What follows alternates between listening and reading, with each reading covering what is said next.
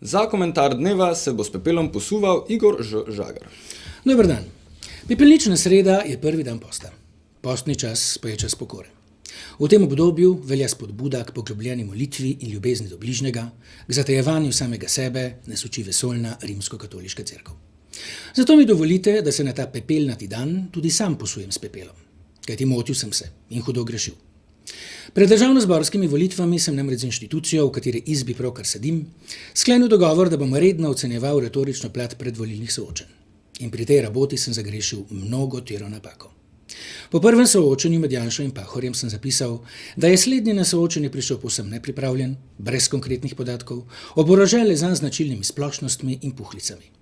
Zapisal sem tudi, da ga je Janša po 5 minutah nokavtiral, na kar si je Pahor do konca oddaje intenzivno brisal znoj s čela, lic in vratu, rok ni več tlačil v žepe, sproščeno nasmihanje pa je nadomestila zategnjena grimasa, ki se uri in pol skorajda ni več oglasila.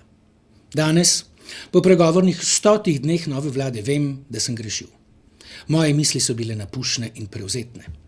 Nikakor ni res, da je Borut Pahor prišel povsem nepripravljen, brez konkretnih podatkov in oborožen le z značilnimi splošnostmi in puhlicami na prvo televizijsko soočenje. Nasprotno, prvih 100 dni nove vlade nedvoumno kaže, da Borut Pahor je povsem nepripravljen, brez konkretnih podatkov in oborožen le z značilnimi splošnostmi in puhlicami.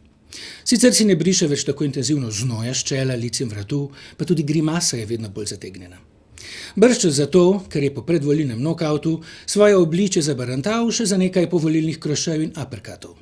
Kot pravi vernik je pač ponudil še drugo lice. Človeški material pa ima omejen rok trajanja in še bolj omejeno raztegljivost. Naj sklenem. Pepeljenje nas spominja, da smo zapisani smrti. In spokornost je prvi korak na poti k vstajenju.